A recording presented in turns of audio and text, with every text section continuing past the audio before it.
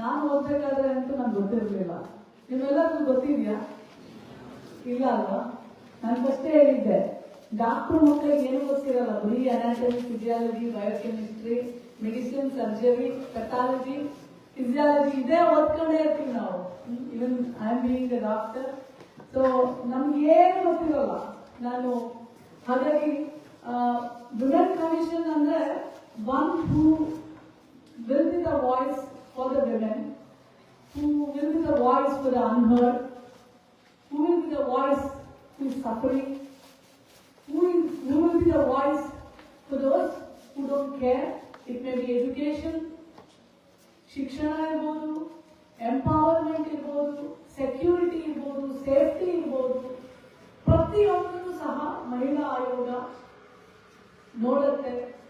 ಅಲ್ಲಿ ಎಲ್ಲೇ ಏನೇ ತರ ತೊಂದರೆಗಳಿದ್ರೆ ಅದನ್ನ ಅಥಾರಿಟಿಗೆ ಬರಿತೀವಿ and see that those things are rectified.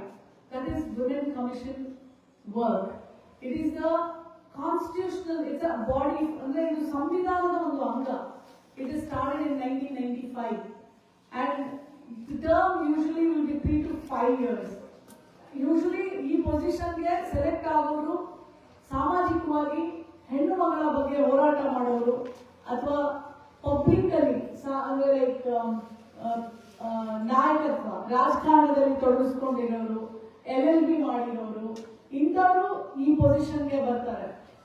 ಹೆಚ್ಚಾಗಿ LLB ಮಾಡಿರೋರು ಈ ಒಂದು ಪೊಸಿಷನ್ಗೆ ಬರ್ತಾರೆ. ಐ ಥಿಂಕ್ ನನ್ನ ಜೊತೆ ನಾನು first doctor to become Karnataka women commission. I think doctors will always have a heart which feels, which is very kind and compassionate. That is what is required for the women and the women victims. Alva, ಕರುಣೆ ಅನ್ನೋ ಒಂದು ಮನಸ್ಸಿರಬೇಕು.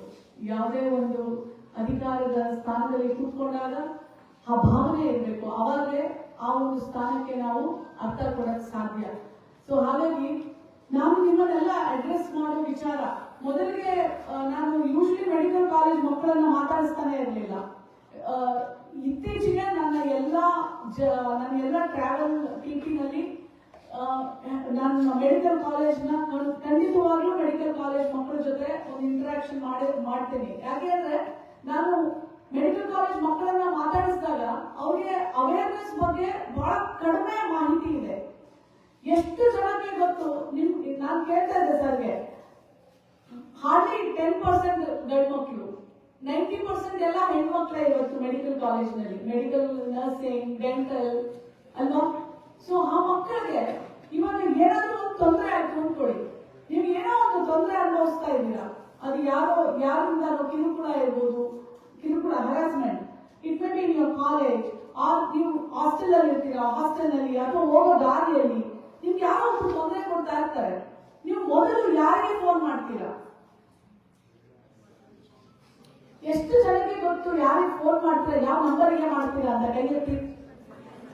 ಇವಾಗ ಗುಂಪಲ್ಲಿ ಹೇಳಬಾರ್ದು, ಕೈ ಎತ್ತಬೇಕು. 181, ಆಮೇಲೆ 1098, ಆಮೇಲೆ ಇವಾಗ ಹೇಳಿದ್ರೆ ನೋಡಿ ಗೊತ್ತಾಗಲ್ಲ. ನಾನೆಲ್ಲ ಬರ್ಕೋಬೇಕು ಎಷ್ಟು ತರ ನಂಬರ್ ಹೇಳ್ತೀರಾ ಅಂತ ಹೇಳಿ. ಹಿಂದೆ ಏನೋ ನಮ್ಮ ಗಂಡು ಮಕ್ಕಳಿಗೂ ಸಹ ನಿಮ್ಗೆ ಏನಾದ್ರು ತೊಂದರೆ ಆಯ್ತು, ನಿಮ್ಗೆ ಆಗ್ಲಿ, it is women or men, anybody, ನಿಮ್ಗೆ ಯಾರು ಹೊಡಿತಾರೆ ಅಥವಾ ಏನೋ ಒಂದು ಡ್ರಗ್ಸ್ ತಗೊಳ್ತಾ ಇರ್ತಾರೆ, ಏನೋ ಒಂದು ಪ್ರಾಬ್ಲಮ್ ಆಗ್ತಾ ಇರುತ್ತೆ, ಇಮಿಡಿಯೇಟ್ಲಿ ನೀವು ಯಾರಿಗೆ ಮಾಡ್ತೀರಾ? ಹೆಣ್ಮಕ್ಳು ನೀವೆಲ್ಲ ಇರ್ತೀರಾ ಅಥವಾ ಹಾಸ್ಟೆಲ್ ಅಲ್ಲಿ ಇಲ್ಲೇ ಇರ್ತೀರಾ, ಏನೋ ಆಗುತ್ತೆ, ಇಮಿಡಿಯೇಟ್ಲಿ ನೀವು ಫೋನ್ ತಗೊಂಡು ಯಾವ ನಂಬರ್ಗೆ ಹೊರಡ್ತೀರಾ? ಯಾರು ಹೇಳಿದ್ದು? ಅದು ಅವಳು ಶುವರ್ ಇಲ್ಲ. ಸರಿನಾ ತಪ್ಪ ಹೇಳ್ತಾನೆ, ಎದಳ್ತಾನೆ ಇಲ್ಲ. ಕರೆಕ್ಟ್ ಆಗಿ ಹೇಳಿದ್ರು, ಎದಳಿ, ಏಪ್ರಾನ್ ಇದೆಯಲ್ಲ, ಎದಳಿ. 100 ಹೇಳಿದ್ರ, ಸೂಪರ್. 112 ಮಕ್ಕಳ